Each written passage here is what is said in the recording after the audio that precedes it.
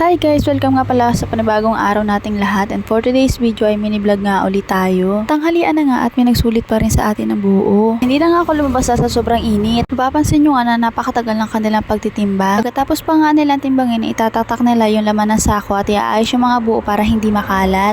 Siguro naman ay pamilyar na kayo sa negosyo na itinayo namin. Yes po, namimili po kami ng buo at sa kabila naman po ay pamilihan ng lokad. Maya nga ay dumating na yung mister ko at tinibos sa akin yung lista na aking kukwentahin. Ito naman talaga yung way ng pagninegosyo namin mag-asawa. Siya yung magtitimbang tapos ako yung magkukwenta. Kahit ako pa nga lang ay may inabot na naman si mister sa akin na lista ng nagsulit. Sa sobrang init nga ay napagala-gala nga ako at hindi ko na nga naman layan may tao na pala sa bahay na may magsusulit ang buo. Sabi ko kay kuya ay pasensya na kung sila ay nakapaghintay at buti na nga lang ay kararating lang din nila. Wala kasi akong kasama kaya sabi ko kay kuya ay pakisuyo muna na patimbang ng kanilang buo dahil dalawang sako lang naman.